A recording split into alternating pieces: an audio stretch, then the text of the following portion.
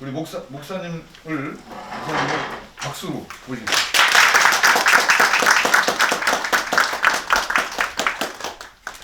네. 반갑습니다. 이렇게 뵙게 돼서 저는 그냥 옹기종기 앉아서 할 걸로 예상을 했는데 이렇게 유치의 여지 없이 이 어마어마한 강당 안에서 꽉 채워서 이렇게 하게 돼서 영광입니다.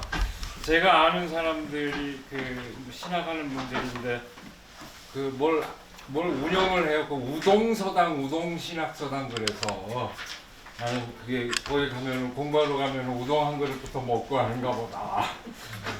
근데 알고 봤더니 우리 동네를 줄여서 우동 신학서당.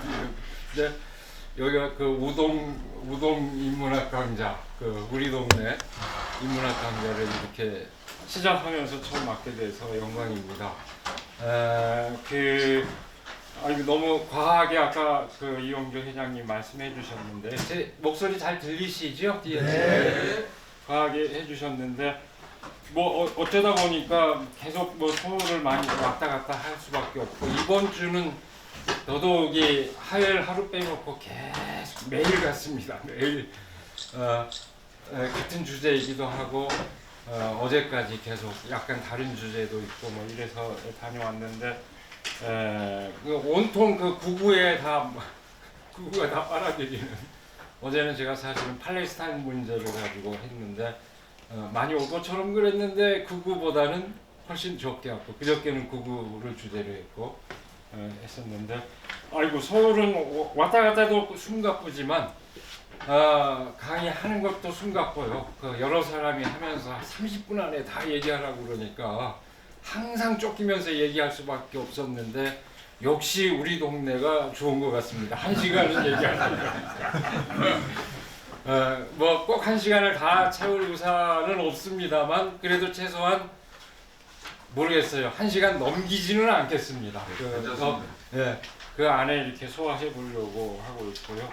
그렇게 진행을 하겠습니다. 그래서 제가 맨 이 강의한 저 이렇게 서서 할 줄 알았으면 이 강의안을 제가 크게 뽑아올 걸. 아차 실수했다. 내가 앉아서 하는 걸로 알고 안경 끼고 하면 되지 했는데 그냥 이렇게 뽑아왔더니 제가 당장 불편해져 버렸어요. 한 13포인트, 14포인트 뽑아왔어야 되는데 그래도 모르는 거 아니니까 그냥 하겠습니다. 순서대로 이제 또박또박 하겠습니다. 시간을 아끼는 의미 되고 그래서요. 어쨌든 윤석열 탄핵과 파면 만약에 안 됐으면 어떻게 됐을까요? 이런 모임도 불가능했겠죠. 여기 확실한 수거 대상들이 굉장히 다수일 텐데요. 초단계. 네? 초단. 수거.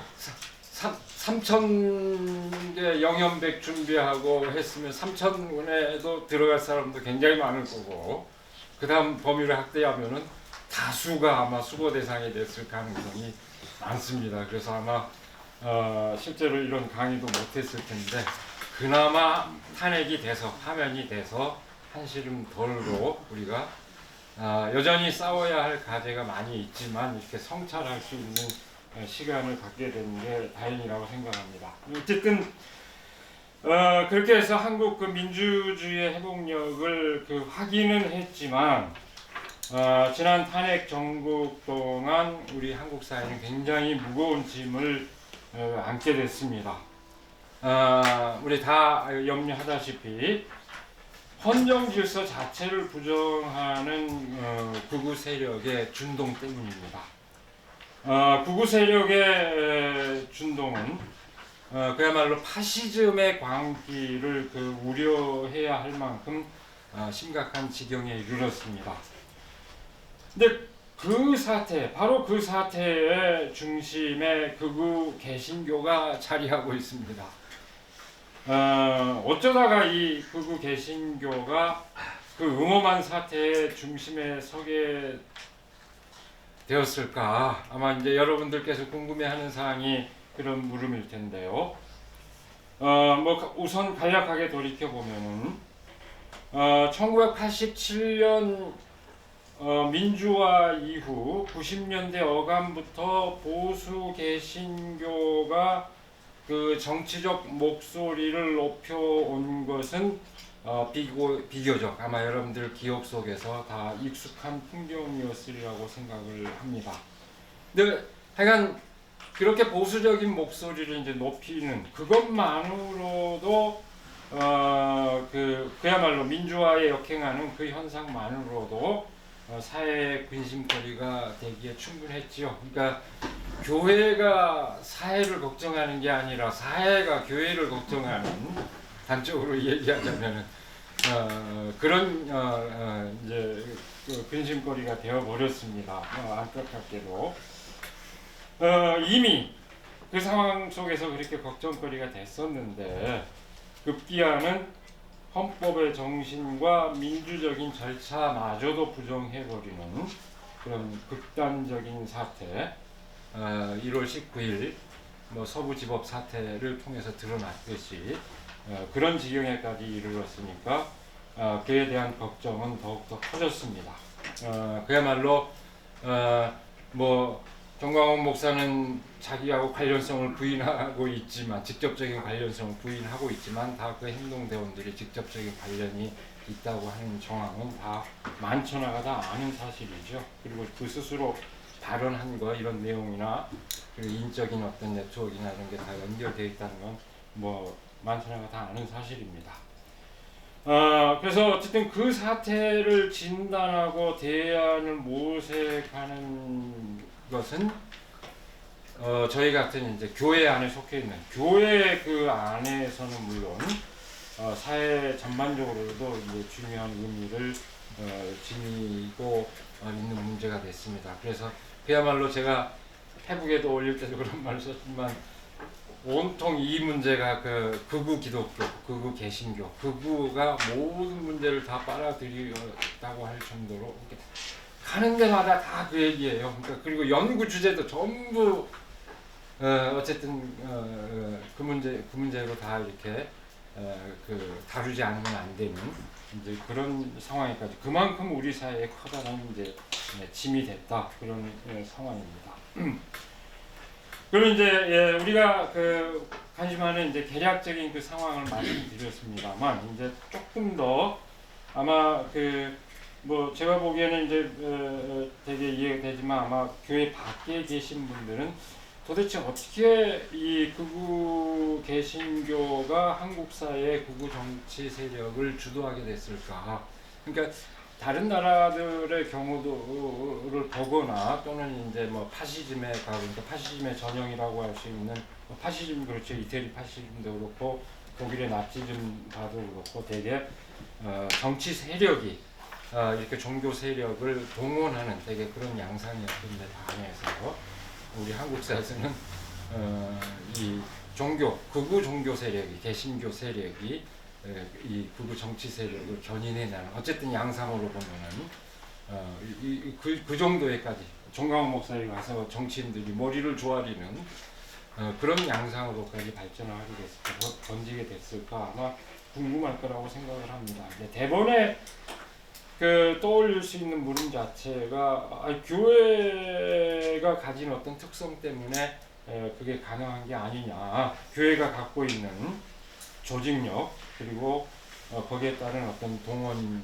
능력, 일명 그런 면이 있습니다. 교회 자체가 갖고 있는, 교회가 굉장히 잘 조직되어 있죠. 게다가 어쨌든 간에 정강훈은 또 한편으로 굉장히 뛰어난 선동가이지만 또 한편으로 탁월한 조직가이기도 합니다. 어쨌든 간에 그 가치 판단은 별개로 하고요. 그런 조직가이고, 어쨌든 교회에서 훈련 받았고 실제로 그런 조직을 운영을 하고 있다는 점에서 이제 뛰어난 면이 있죠. 근데 어쨌든 교회가 갖고 있는 그런 것을 충분히 이제 활용해서 그렇게 증폭됐을까? 뭐 그런 면이 일정 정도 기여한 측면이 있지만 그게 전부는 아니다. 그것이 단적으로 얘기하자면 필요 조건일 수는 있지만 그게 충분 조건은 아니라고 생각합니다. 그 다음에 이제 또 던질 수 있는 물음이 신앙이 갖고 있는 어떤 특수성. 그러니까 신앙은 어쨌든 순종이 강조되지 않습니까? 이제 권위에 대한 복종이라든지 이런 것이 이제 강조되는 그런 신앙. 그것도 어떤 면에서 기여하는 바가 있을 겁니다. 그런 어떤 동원을 가능하게 하는 한 요인이 될 수 있는데 그 역시 필요 조건이기는 하지만 충분 조건은 아니다라고 이렇게 할 수 있을 것 같습니다. 그러니까 제가 하고 싶은 얘기는 그런 한국의 그 극우 정치 세력을 주도하는 개신교 극우 세력의 특징을 어떤 교회적 특성으로만 설명하려고 하면 전곡에서 벗어난다. 그것이 전부는 아니다. 그런 것들이 많이 작용하고 있고 동원이 되지만 교회적 특성만으로는 설명이 불가하다. 그 얘기를 하고 싶은 겁니다. 뭐 그 교회적 특성만으로 설명하면은 비슷한 조건에 있는 다른 교회들은 왜 안 그러는데 하는 걸 이제 설명할 수가 없게 되죠. 제가 이제 강조하고 싶은 것은 한국 개신교의 일부가 극우화되고 한국 사회 전반의 극우 세력을 주도하게 된 그 이 양상은 그야말로 역사적이고 사회적인 통찰을 필요로 한다. 교회적 현상으로만 국한해서 보기보다는 역사적이고 사회적인 현상으로 접근을 해야 할 필요가 있다. 해야 된다. 그걸 강조하고 싶은 겁니다. 그래서 그러면 어떤 그 제가 뭐 길게 얘기하기는 어렵습니다만 이제 그 개략적으로 그 상황을 좀 역사를 보면은 그야말로 한국의 보수 개신교는 이른바 한국적 근대화 과정에 가장 잘 적응하는 가운데 성장해 왔습니다. 한국 보수 개신교는. 그러니까 그 얘기는 보수 개신교가 분단 이후 한국 사회 지배 세력과 이해관계 및 세계관을 공유해 왔다는 것을 뜻합니다. 그러니까 여러분 여기 좀 뭐 역사 하시는 분들도 계실 텐데 사실 한국 사회 근대화 주도 세력의 상당 부분이 서북 세력, 실제로 그렇습니다. 그 역할 지배 세력. 그 다음에 만주에서 만주가 굉장히 한국 근대화에 굉장히 중요한데 만주에서의 이질적인 경험. 일본군하고 만주국을 건설했습니다. 근대화 모델이 그 만주국 모델을 그대로 적용한 거 아닙니까? 그 만주의 경험, 군인과 그 관료 세력들 더하기 서북 세력, 여기에 이제 기독교인들. 이게 굉장히 지배 세력의 어떤 이념적 그리고 실질적 중추 역할을 했다는 걸 되게 알 겁니다. 그리고 흥미로운 게요. 이제 이 얘기만 잠깐 보충 설명을 하면은 여기에 이제 기독교 세력이 결부가 됐는데 흥미로운 게 한국 기독교는 X로 이렇게 설명을 할 수 있어요. 아주 간단 명료하게. 이쪽 축이 보수의 주류 세력이고 이쪽 축이 그 진보 세력의 축입니다. 그러니까 이쪽이 뭡니까 서북 지역이잖아요. 서북에서 서울을 거쳐서 이 영남으로 내려가는 게 보수 주류 세력입니다. 보수 기독교. 그 다음에 여기 강도에서 함경도를 거쳐서 서울을 거쳐서 전라도로 간 그 세력이 연결이 된 게 진보 세력입니다. 이렇게 이해하면 아주 간명하게 이해가 돼요. 이제 좀 대충 이해가 되죠? 그 충청도는 뒤섞여 있고 경기하고 충청도는 뒤섞여 있고 그 강도와 연결된 게 뭡니까? 여러분 유명한 문익환 윤동주 민중신학의 본 고향이 여기 강도 지역입니다. 그러니까 강도 뭐죠? 문익환 목사님이나 윤동주 선생 집안뿐만 아니라 이제 뭐 장준하 선생도 거쳐갔고 다 그 이제 명동천, 예, 그 다음에 그 김야견 선생 강도의 대통령 김야견 선생 그리고 그 거슬러 올라가면 실학과 동학의 후예들입니다. 그분들이. 그러니까 일제 국권을 뺏기기 훨씬 이전에 이주를 했어요. 인재 양성을 해서 강도. 그래서 원래는 실학, 유학과 동학, 윤동주 할아버지 집안이 동학 쪽이죠. 이렇게 가서 이제 교육을 하는데 왜 기독교가 접목이 됐느냐?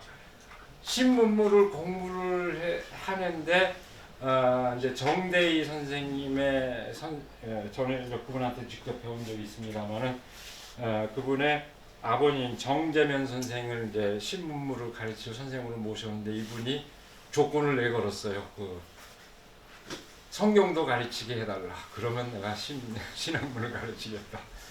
그래서 이 명동천의 김야견 선생을 비롯해서 그 원로들이 며칠을 숙고한 끝에 그걸 기독교를 받아들이고 진지하게 그렇게 하면서 원래 굉장히 민족적인 색채가 강했던 그 명동천이 그 기독교 신앙을 받아들이게 됩니다. 그러니까 이게 독립 뭐 이동희 선생도 거치고 안중근 선생도 거쳐가고 굉장히 많은 그분들이 거쳐갔던 일인데 그게 정신적으로는 여기에 뿌리를 두고 있고 민중신학의 이제 원뿌리 그다음에 교세로 보면은 전라도 호남 지역에 하고 결합하는데 이제 진보 기독교의 세력이 그렇게 됐습니다. 그러니까 이건 이제 보충적인 설명이고요. 근데 대개 한국 근대화 실질 사실 한국 근대화를 그 경제적 발전 과정으로서 산업화와 정치적 발전 과정으로서 민주화라고 한다면 이 두 축이 다 동시에 작동을 한 거지요.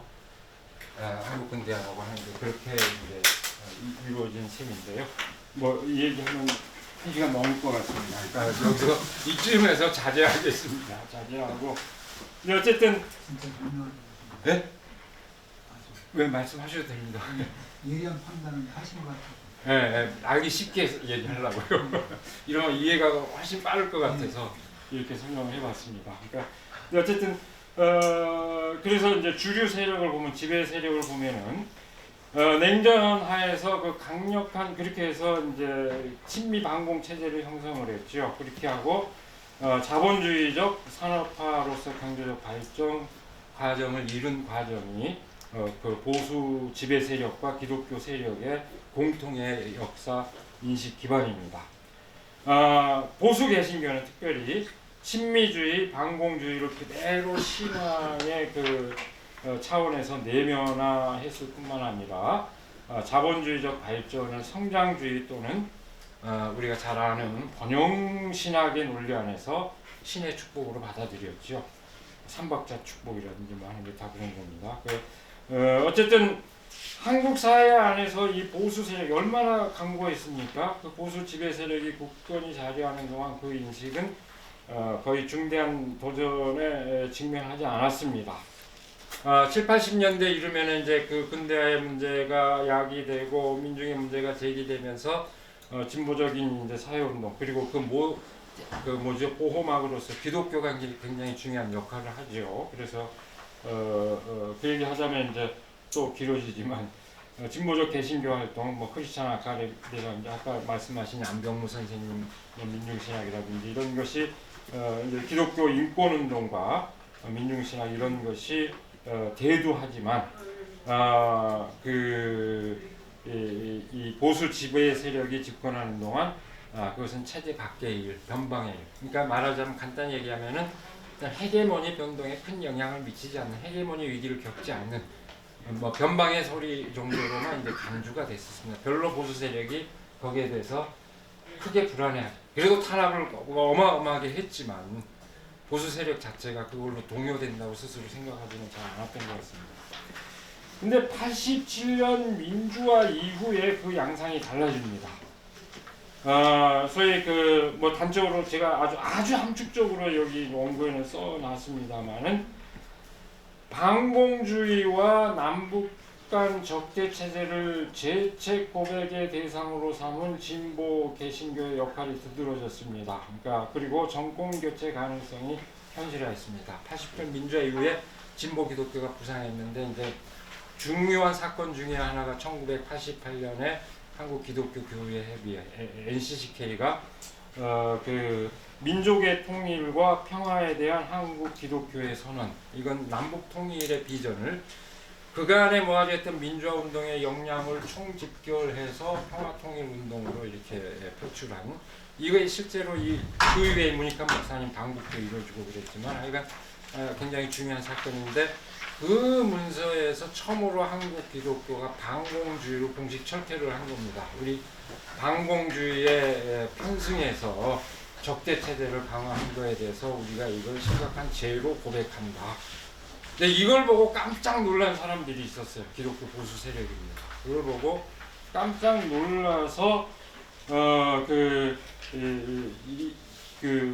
놀란 사람들이 이제 움직이기 시작했는데, 게다가 이제 정권 교체까지 이후에 이루어지자 보수 개신교는 위기감을 느끼고 직접적인 정치 행동에 나섰는데, 그러니까 한마디로 얘기하면은 헤게모니가 변동된다. 그러니까 우리가 기존의 어떤 기독권을 그대로 유지할 수 없다는 위기감이 이제 고조된 겁니다. 그래서 한쪽으로 88년 그 선언이 있고 난 다음에 1989년에 소위 말하는 한기총, 한국기독교총연합회가 결성이 됩니다. 그러니까 결성이 되는데, 그게 이제 사실은 정보기관의 그 손길이 닿아서 다 이루어졌다 하는, 이건 다 널리 알려져 있는 사실입니다. 그렇게 해서 한기총이 만들어졌고, 한기총이 만들어진 이후에 이제 90년대 이후에 그 아주 적극적인 활동이 펼쳐지죠. 그리고 모든 사회적 의제가 이제 민주화 이후에 얼마나 많이 분출했습니까? 거기에 대해서 계속해서 보수적인 견해, 주 5일제 뭐가 있습니까? 사립학교법, 뭐 열과자만 하는 뭐 양심적 병역 거부, 뭐 하여간 줄줄이 많습니다. 그러면 나올 때마다 반대의 목소리를, 보수적인 의견을 이제 교회가 두들기고 있는 그런 양상이 펼쳐졌고, 또 그 어간에 사실 그 뉴라이트의 등장도 그가 비슷한 맥락에서 이제 등장했고, 제가 확 줄여서 얘기합니다. 그 가운데 이제 극우 개신교의 어떤 이제 싹이 이 면모가 드러나기 시작했다, 이렇게 볼 수 있습니다. 그래서 단적으로 극우 개신교는 친미 반공주의 국가로서 눈부신 경제 성장을 해온 대한민국이 위기에 처했다고 느꼈습니다. 그래서 단적으로 정치적 민주화와 불평등 완화를 위한 복지의 강화, 그리고 대북 하해 정책을 공산주의화하는 징후로 여겼습니다. 그리고 그 위기를 조장하는 안팎의 적들을 척결해야 한다는 이기의식을 조장하였습니다. 그러니까 뭐 문재인까지도 빨갱이라고 그러잖아요. 공산주의자라고. 진짜 공산주의자들이 통탄할 노릇이죠.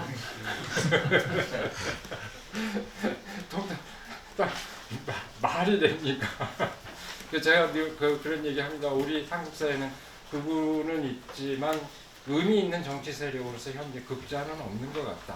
뭐 생각으로 할 수야 있겠지만, 근데 뭐 극자도 아니고 극우도 아니다. 뭐 이런 얘기 자꾸 그건 빈말이다. 우리 의미 있는 정치 세력으로서 극자가 어디 있냐. 제가 지금 국면에서 보면 그렇습니다. 그러니까 좌파도 서구적 기준으로 보면 중도 우파에 가까운 수준이지요. 그러니까 뭐 이를테면 독일 같은 경우 기민당 같은 경우가 보수당이지 않습니까? 기독교 민주당이. 근데 제가 보기엔 그 정도면 우리 정당 지형적으로 보면 정의당 정도 수준이 그쯤 되죠. 사회국가 독일 기틀 만든 게 사실은 보수당이죠. 그러니까 딱 서구 기준하고도 안 맞죠. 어쨌든 좌파, 뭐 종북 이렇게 얘기하는데, 우리는 실제로 그런 서구적 일반적 기준으로 보면 그런 좌파가 있나. 이제 어쨌든 이제 서로 대결하는 그런 측면이 있지만, 그 정도 얘기하죠. 어쨌든 그런 얘기 가운데서 이제 극우가 등장했는데, 그 위기 의식은 이제 정치 사회적인 그런 위기 의식이 한편 있고, 이제 이 사회에 대한 헤게모니를 잃을 수도 있다 하는 불안감. 근데 그 위기 의식은 또 한편으로는 교회의 내적 위기하고도 관련이 되어 있습니다. 그러니까 민주주의 정착으로 기존 정치적 보수 세력이 더는 이전과 같이 확고한 입지를 갖지 못했고, 다양한 사회적 의제들 또한 분출되는 가운데, 아까 얘기했던 뭐 여러 것들이 많지요.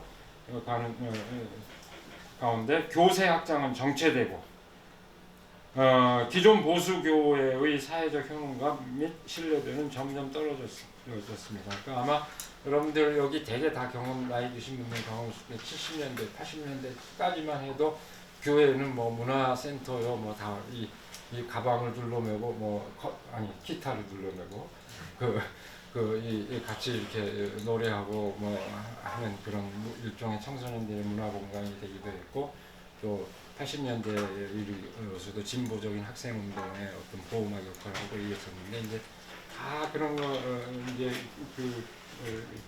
다 떠난 그런 상황이 돼버렸죠. 그래서 여러 면에서 사회적 형감의 신뢰도가 이제 떨어졌습니다. 게다가 이제 신뢰도가 떨어진 거는 자꾸 이렇게 딴소리만 하니까 사회가 어떤 민주화되는 그 추세와 역행하는 소리만 교회가 하니까 신뢰감도 현저히 떨어졌습니다. 그랬을 때 이제 보수 개신교는 그것을 자기 스스로의 변화 계기로 삼기보다는 그랬어야 마땅한데 그보다는 선명한 정체성을 강화하는 방향으로 치닫습니다. 그러니까 그거는 결국 과거의 반공주의의 효과를 변형된 형태로 답습하는 방식으로 재현이 됐습니다. 그러니까 이 고질병인데요. 위기의 원인을 외부의 적에게 돌리고 내적 결속을 가지는 방식입니다. 그러니까 저 나쁜 놈이야 하면 우리 이렇게 결속하는 그런 논리죠. 그것은 결국 그 사회적 평등의 가치에 반하는 것으로 주로 뭡니까? 성소수자와 무슬림에 대한 반대, 사회적 소수자를 향한 공격으로 물론 이제 노동에 대한 혐오, 노동자에 대한 거부, 교회에서 노동자에 관한 얘기도 할 수 없게 하고요.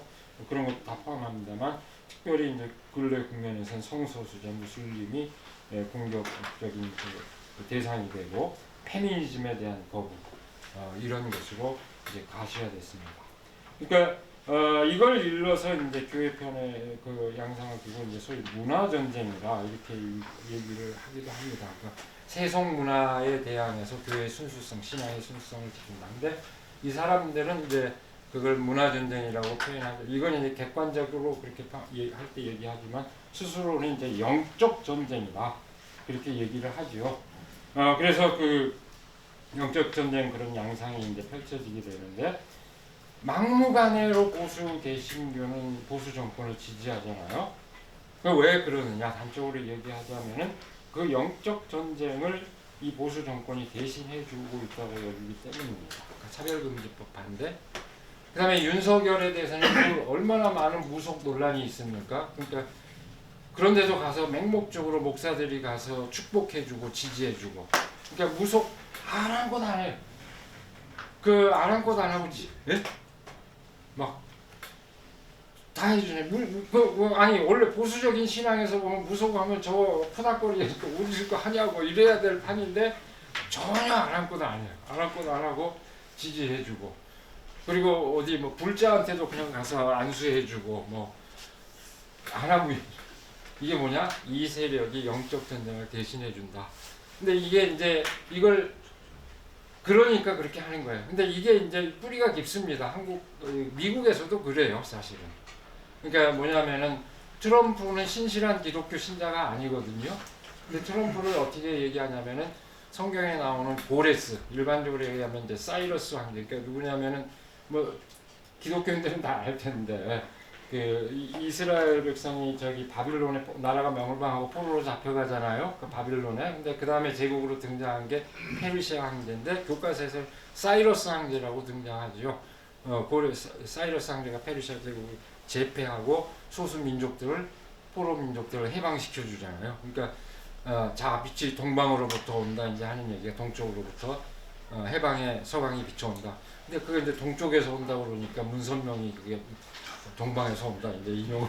그러니까 이런 식의 해석이 황당한 겁니다. 그러니까 역사적인 맥락을 봐야 되는데 그 페르시아가 동쪽이니까 이란이니까 거기 그래서 하나님은 이게 이제 어떤 면에서는 신앙관의 확장인데 꼭 신실한 그 자기 신도를 통해서만이 아니고 전혀 엉뚱한 사람을 통해서도 역사한다. 이거는 어떤 신앙의 지평을 확장시켜준 거예요. 근데 이제 그게 악용될 때 이제 고약하지만 하여간 그랬는데 그게 왜 하느냐? 그러니까 사이러스는 자기 유대인들의 신앙은 전혀 상관없는 사람이에요. 제국의 포용 정책을 펼치기 위해서 소수 민족들을 해방시켜준 것뿐입니다.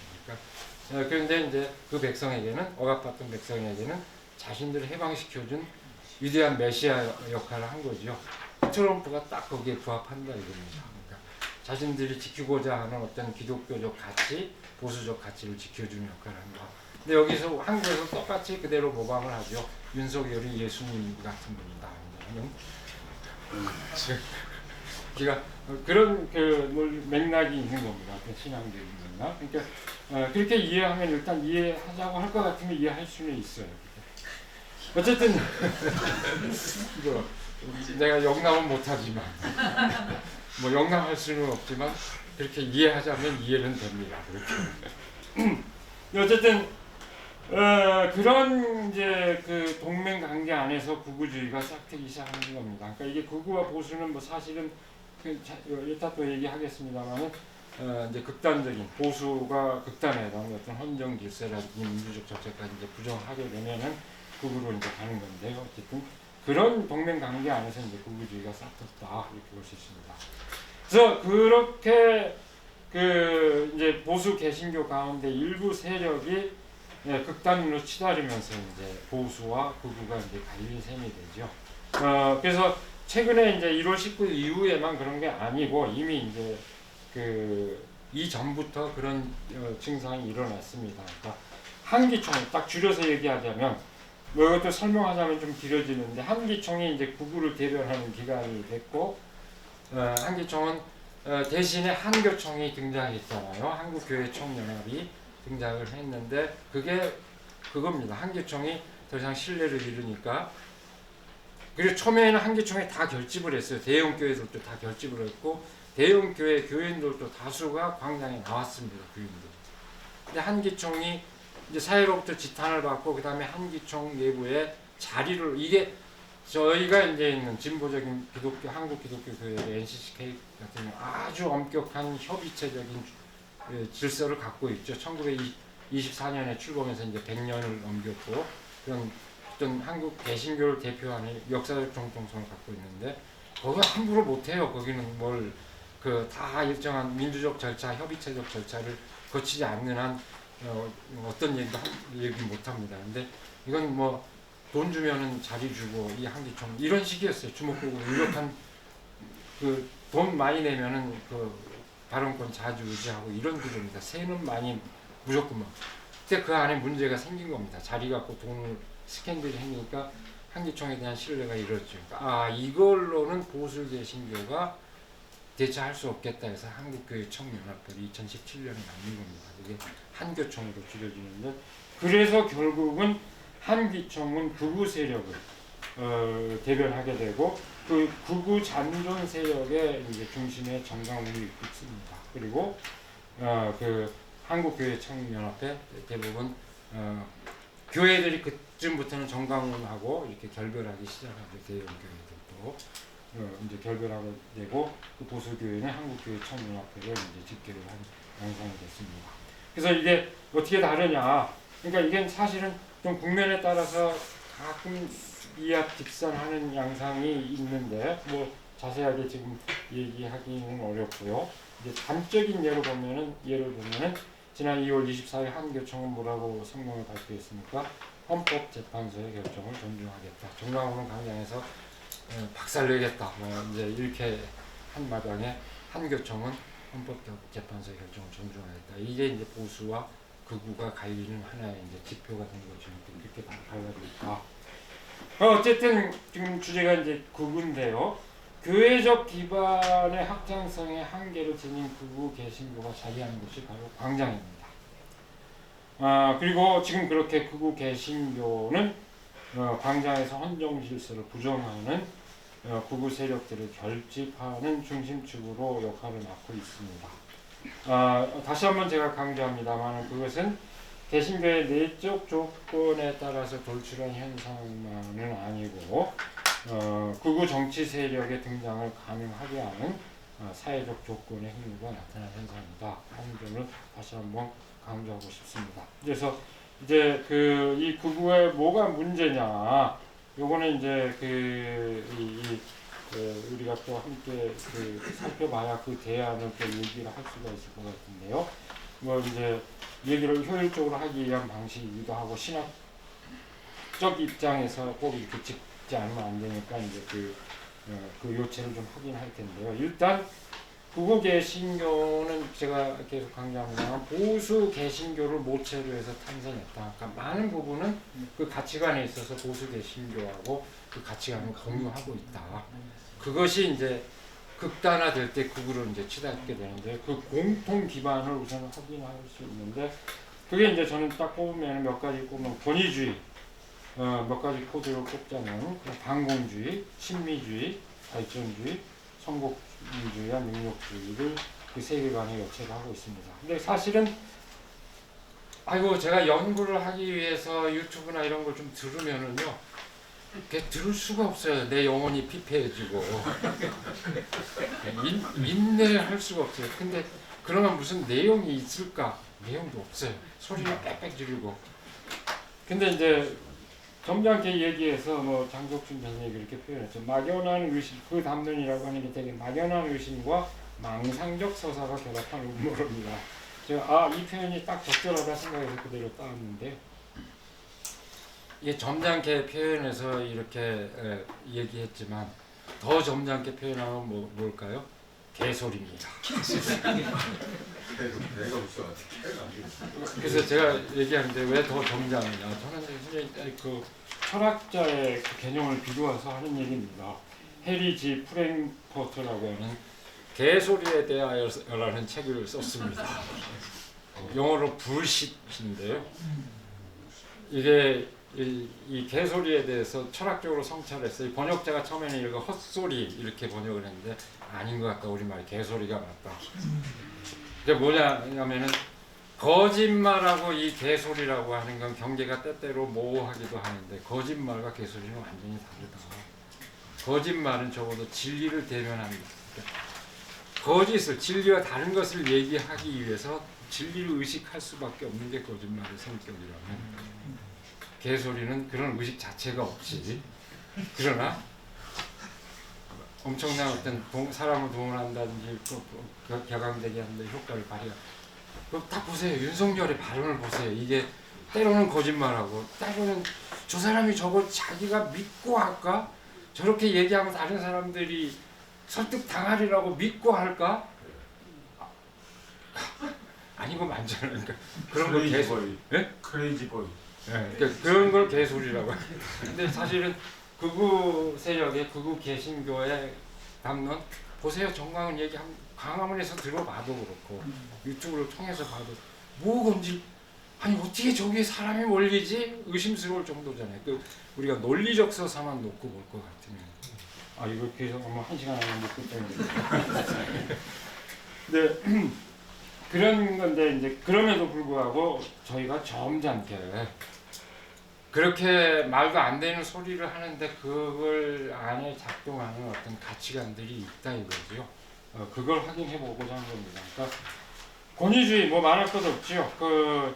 이 극우 세력이 원래 제일 좋아하는 사람, 극우 기독교인들이 좋아하는 사람이 원래 박정희, 처음부터 이승만은 아니었습니다. 박정희, 이렇게 잘 살게 해준, 복을 내리게 해준. 근데 이제 이승만이 얘기된 것은 이용훈 교수가 이제 건국자를 얘기한 이후부터 국부로서. 그런데 딱 보니까 이승만은 뭐죠? 그 기독교 입국론까지 주장을 했던 이제 대표적이어서 하여간 그래서 어쨌든 그분들의 용도력 덕분에 우리 이 대한민국이 이렇게 자유가 친미 반공 체제를 형성해서 미국의 도움을 받게 됐고 박정희의 용도력에 의해서 이렇게 발전하게 됐다. 이 소리가 딱 각인이 돼 있죠. 이것도 하나하나 얘기하자면 1시간 넘어가니까 그냥 그 정도 하고 있다가 같이 얘기할 때 더 보충해서 얘기하겠습니다. 그러니까 어쨌든 이 강력한 지도력을 강조한다는 것은 어쨌든 권위에 대한 승복을 하면서 어떤 민주적인 그 의식 자체를 부정하고 있다. 그러니까 한국은 독재가 필요해라든지 강력한 지도자가 리더십이 있어야 돼 이런 의식들 이걸 내면에 이제 각인하는 효과가 있지요. 네, 반공주의 이것도 긴 설명이 필요 없습니다만 어쨌든 남북 간 적대 체제를 고착시켰을 뿐만 아니라 여러 가지 해악을 끼쳤죠. 과거 청산을 가로막았습니다. 반민특위를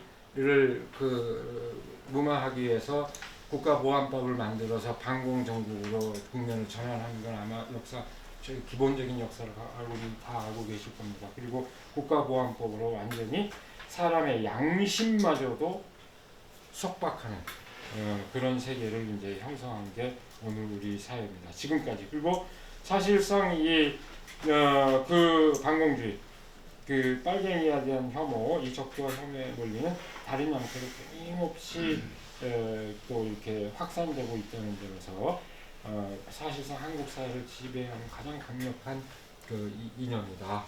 그래서 이제 백낙천 선생님은 우리 한국 사회는 이면헌법이 지배하는 사회다. 그러니까 이면헌법의 실체가 뭡니까? 그러니까 그 앞에서 헌법이 중지돼 버리니까 결국 국가보안법인 거죠. 그거는 다 아무 말 못하는 그런 상황. 예, 그리고 또 뭐 할 얘기가 너무 많습니다만 그 정도 하겠습니다. 친미주의, 이것도 뭐 우리 더 길게 얘기하지 않아도 될 겁니다. 어쨌든 뭐 자결권을 해석하고 있고 국제적 진영 교육 구조 안에서 일방에 편승하는 결과를 초래해서 평화를 저해하고 있습니다. 그러니까 결국 뭡니까? 일방적인 한미 동맹 이런 경향이 사실상 한미일 동맹으로 기울어짐으로써 진영 간의 대립을 구도를 강화하고 있고 결국은 한일 간의 문제도 그 구도 안에서 다 파생되는 게 아닙니까? 그걸 하기 위해서 역사 문제까지 다 무마해버리는 그러니까 이건 여러 가지 면에서 친미, 그러니까 역사적 유산이라고 하더라도 그것이 질곡이 될 때 극복해야 될 텐데 그것이 극복되지 않은 것, 근거학적으로 여기고 있는 것, 이건 한국 사회 지배 세력의 생각이자 기독교인들의 생각입니다. 발전주의는 다른 말로 하면 이제 경제 성장 제일주의라고도 이렇게 얘기하는데 교회에서는 성장주의 또는 번영신학이라는 이름으로 상응하고 있는 그런 가치관이라고 할 수 있습니다. 그러니까 사실상 반공주의하고 더불어서 한국 사회를 가장 강력하게 지배하는 이념 지형이다 이렇게 얘기할 수 있는데 어쨌든 이 발전주의, 그러니까 이것도 그야말로 그 가난할 때 잘 살아보세요, 잘 살아보세요. 이럴 얘기가 있을 수 있죠. 옛날에 전유성 코미디언 그때 그렇게 노래한 사람들이 있었잖아. 그 사람들 지금 잘 살까? 그런 국면이 너무 썰렁했나요? 날도 추운데. 그런 가치가 필요할 때가 있지만은 만큼 살았으면 삶의 질을 생각해야 되는데 여전히 그것이 지배하고 있다고 하는 것은 굉장히 우리 사회가 대면적으로 피폐한 사회다. 더군다나 현실적으로 자산과 소득의 불평등이 굉장히 심각한 사회죠.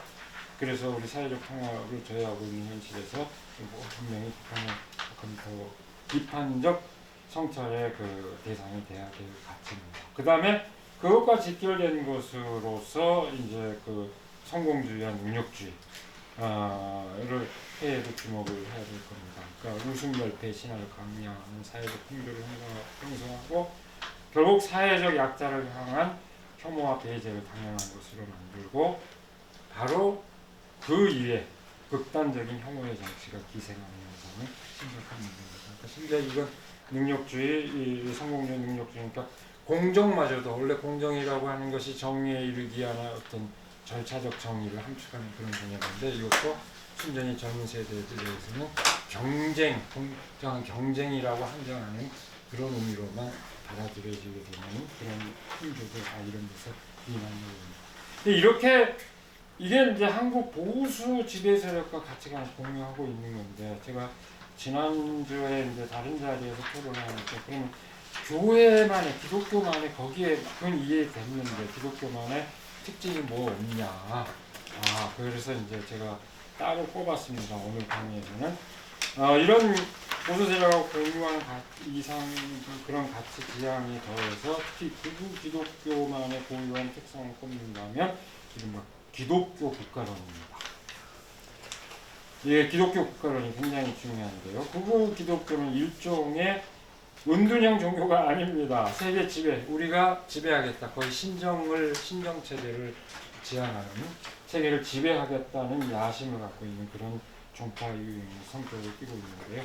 그것은 결국 기독교 국가론으로 구체한다고 할 수 있습니다. 그런데 역사적으로 거슬러 올라가 보니까 결국 이승만의 기독교 입국론, 이승만 잘 알죠. 그 기독교인이었고 입국민을 갖고 있었고 재연회가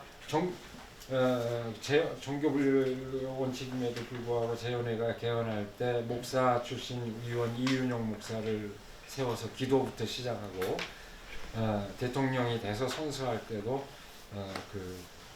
그 이후에 그거는 썰이 좀 있긴 합니다. 하나님 앞에서 이런 말을 굳이 집어넣는다든지 했던 거. 이제 이것도 얘기하자면 한없습니다.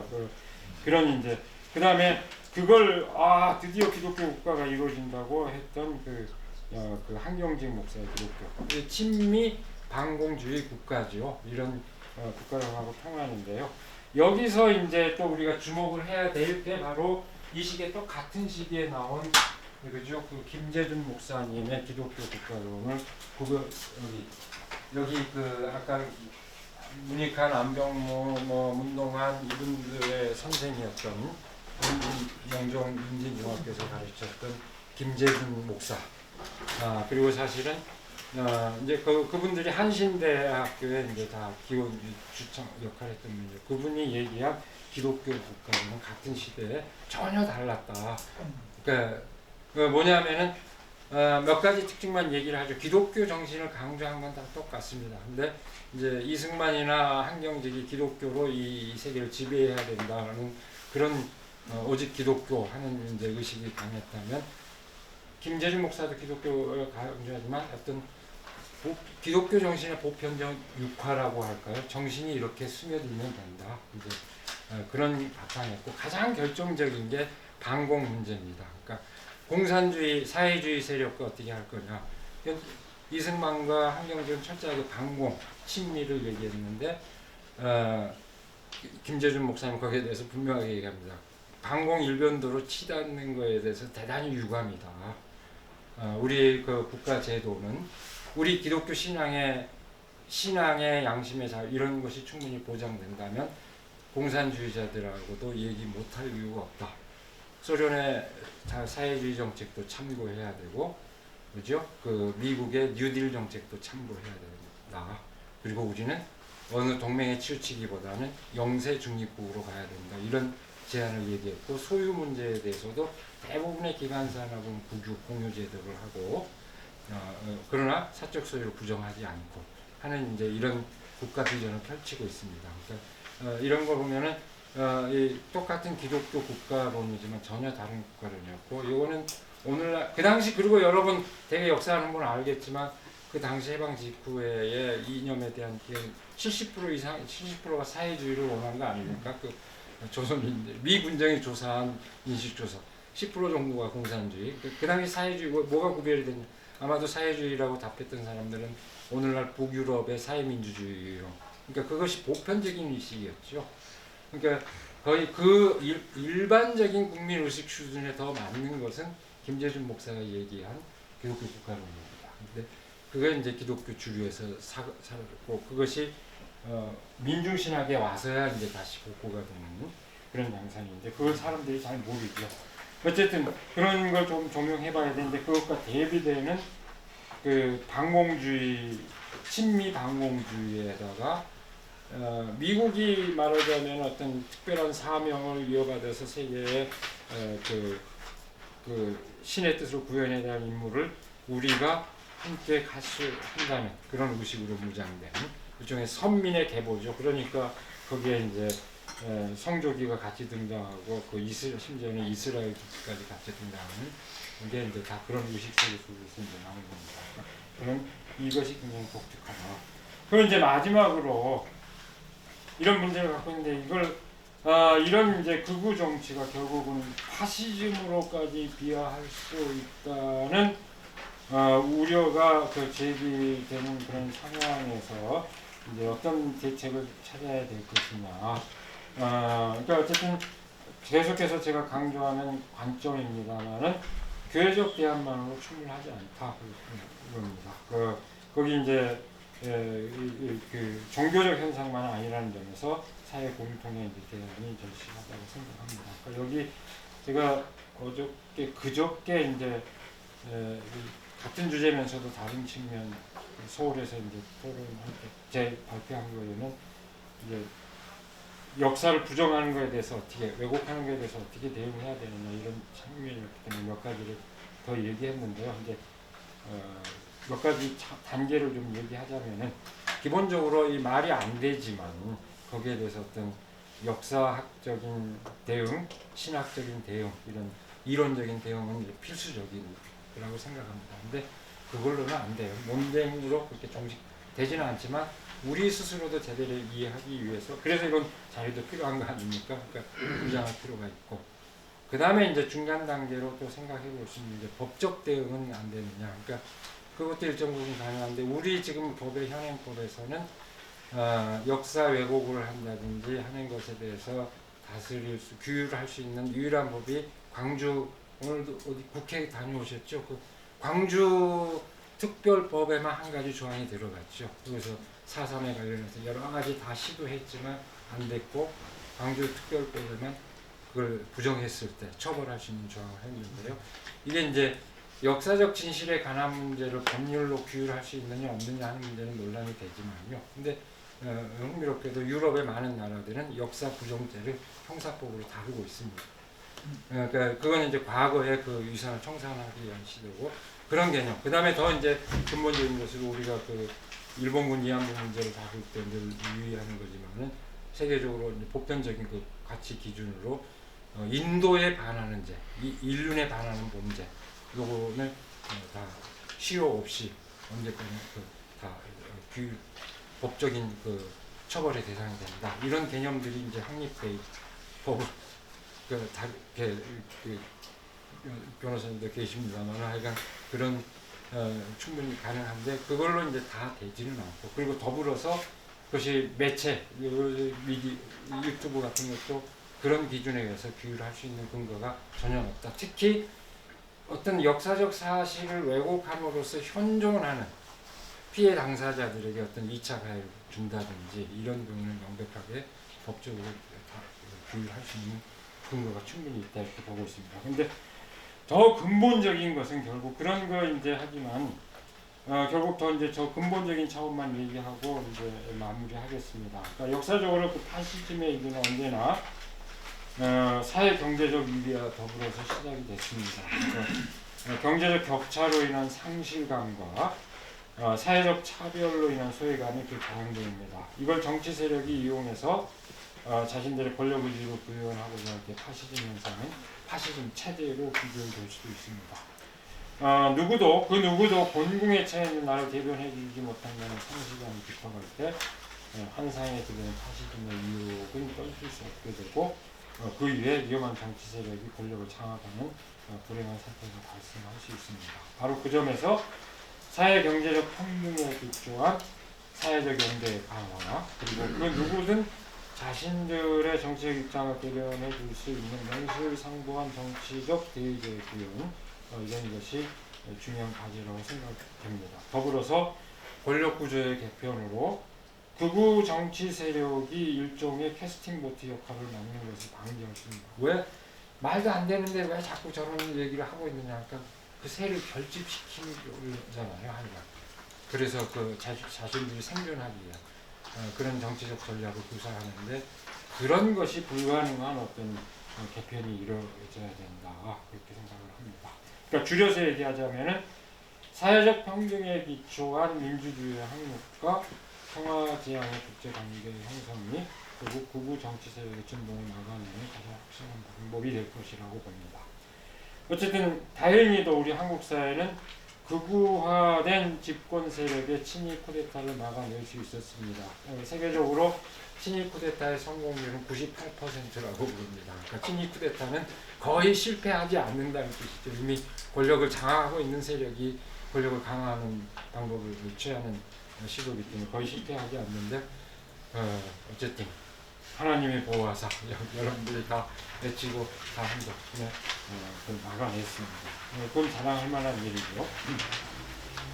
현재 광장의 극우 세력이 장차 어떤 정치적 영향력을 끼칠 것인지 기존의 정치 세력과 어떻게 결합할 것인지 주목해야 되겠지만 한국의 극우 세력은 여기는 뭐 논란의 여지가 있을 수 있는데 일단 저의 잠정적 판단입니다. 아직 특정한 계급이나 계층에 확고한 정치적 기반을 확보한 것으로 보이지는 않습니다. 극우 개신교 세력도 교회적 기반을 탄탄한 것은 아닙니다. 그럼 이렇게 하면 이렇게 온통 극우 같은데 저는 이 착시 현상이 일어나는 몇 가지 요인이 있는데 세 가지 요인만 얘기하겠습니다. 첫 번째는 과잉 대표됐다. 저는 늘 강조하는 얘기입니다. 그리고 제가 차별금지법 때문에 제정하기 위해서 의원들을 만나면서도 그 얘기 계속 하는데 착각하지 마시라고 그 표로 안 가니까 겁먹지 말아라 제발. 문자 폭탄 온다고 제가 그 얘기 계속 하는데도 벌벌벌 떨어요. 이제 문자 폭탄 오면 의원들 보좌관부터 벌벌벌 떠니까. 근데 이제 제가 세 가지 요인인데요. 첫 번째는 어쨌든 광장의 목소리가 크기 때문이죠. 열성적이고. 그러니까 소리 질러니까 그게 보입니다. 간단하게. 두 번째는 그러면 광장의 목소리만이 아니고 공적 교회들도 그렇지 않나. 공적 교회의 대표성 자체가 굉장히 낙후돼 있어요. 한국 교회. 그러니까 국회가 우리가 국회 문제를 얘기하지만 한국 교회의 대표성 자체가 완전히 낙후된 구조를 갖고 있습니다. 교회의 대의제 자체가 고령의 남성들이 그 대표를 목사, 장로 뭐 회의하면 꼭 장례식 분위기죠. 까만 옷에 다 못하려고 하는 그게 공적인 목소리를 다 대변하고 있다. 그게 과잉 대표됐다는 거예요. 그러니까 다수가 여성이고 다수가 있는데 전혀 목소리가 공적인 영역의 대변이 안 됩니다. 그러니까 공적인 교회가 항상 그런 보수적인 목소리를 합니다. 그리고 또 하나 결정적인 제가 기자분들한테 계속 한 언론의 문제. 우리 이렇게 얘기하면 여기 보여져야 하는데 정광훈만 비춰줘요. 그러니까 그걸 즐기거든요. 그걸 주목 경쟁으로 자기 성장하는데 아주 좋은 조건을 언론이 제공해 줍니다. 요즘 하면 제가 NCC 정의평화위원장 할 때 제발 언론 정광훈 목사 좀 보도하지 말아달라고 하는 성명서까지 내야 했겠습니까?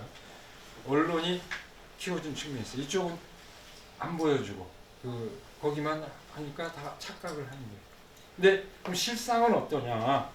이제 제가 이것만 얘기하고 이건 그냥 놓고 가겠습니다. 제가 이제 한국 기독교 사회문제연구원에서 몇 년에 걸쳐서 계속 개신교인 의식 조사를 하고 있어요.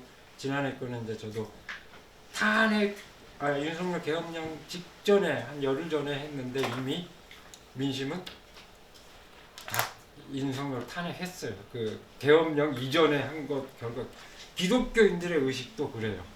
여기 보면은 그 계엄령 이전에 일주일 전쯤인가 그래요. 이 의식 조사. 계엄령이 날 줄 모르는 상태에서 했었죠. 제가 이제 얘기하고 싶은 건 뭐냐면은 기독교인들의 의식이 그렇게 극단화되어 있지 않다는 거예요.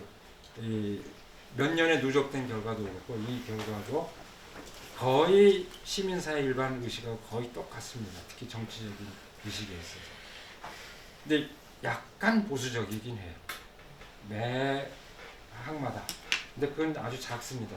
뭐 의미 있는 차이긴 한데 다른 어떤 사회 문화적인 거에 가면 조금 더 보수적인데 다행히 1차적인 더 지배적인 경향은 극단화되어 있지 않다. 거의 대부분 일반 시민사회 의식하고 거의 같이 간다. 기독교인들의 평균적인 의식. 그러니까 착각하지 마시라 제발. 이제 언론 그러니까 다 목사 말을 따라요. 교회에 따라서 다 결정해요. 천만의 말씀. 저희가 누적된 인식조사 결과로 보면 그렇지 않습니다. 그러니까 그걸 아는 대형교회 지혜로운 목사는 극단적인 발언을 잘 안 해요. 자기네 교회 안에 다양한 정치 상황을 갖고 있다는 걸 알기 때문에. 그래서 광장 세력하고도 거리를 두는 겁니다. 큰 교회들. 모호한 얘기하고. 그러니까 제 얘기는 뭐 더 길게 못 하는데요. 그렇게 개신교인들의 평균적인 의식 극단화되어 있지 않다면 아까 얘기했던 몇 가지 요인 때문에 착시 현상이다. 어쨌든 저는 이제 마지막 결론 내리자면은 극우 세력의 목소리가 높아진 것은 현재로서는 특정한 정치적 국면에서 나타나는 특수한 상황일 수 있고 따라서 그 향방은 유동적이라고 생각을 합니다. 앞으로도 그 세력은 잔존할 가능성이 잔존할 거라고 봅니다. 그렇지만 사회 경제적, 정치적 개혁의 성격에 따라서 그 향방이 결정될 것이라고 봅니다. 그 개혁이 성공한다면 극우 세력을 충분히 고립화해서 제어할 수 있겠지만 실패한다면 그야말로 우리 사회는 청성 없는 내전 상태가 불행한 그런 상황이 계속될 거라고. 그러니까 사회 가장 근본적인 해결책인 다른 어떤 것보다도 이 개혁을 사회 개혁을 어떻게 성공할 것이냐 이것이 근본적인 대책이고 그걸 중심으로 해서 다른 어떤 대안이 수반해서 이렇게 이루어져야 된다. 그러면 우리가 좀 마음을 돌고 편안하게 살 수 있지 않을까 그렇게 생각하면서 마치겠습니다.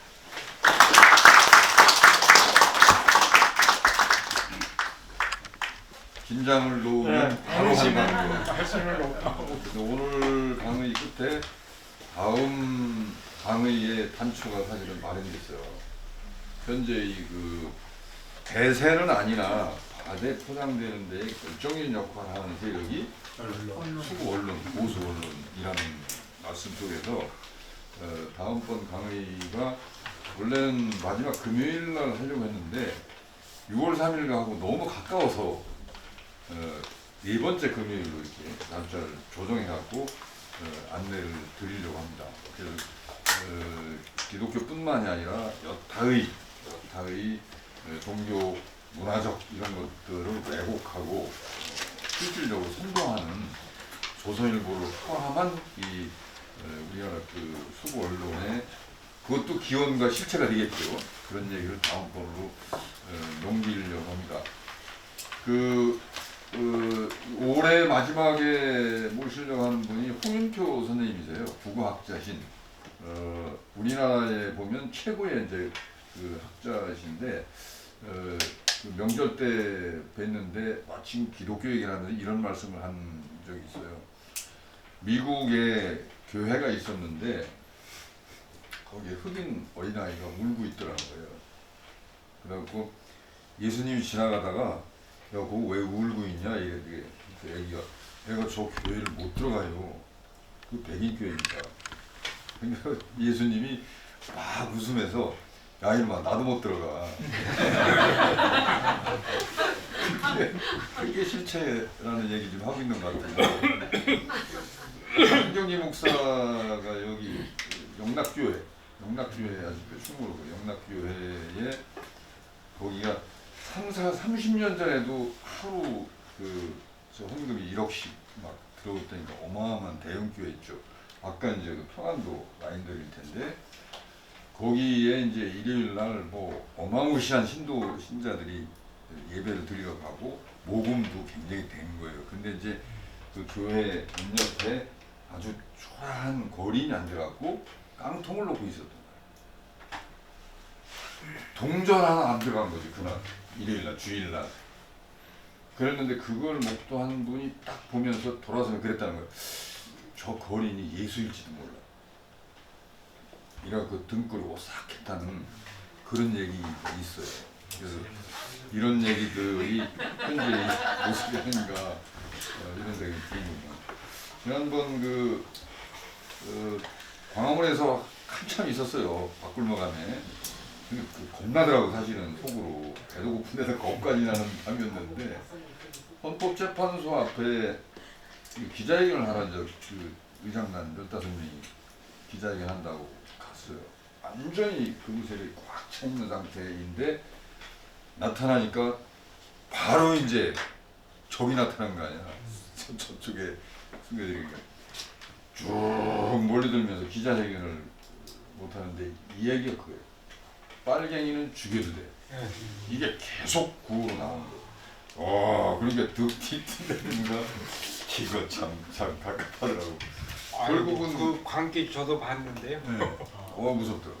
그럼 결국은 경찰들이 동원돼가지고 경찰 버스를 대줬어요.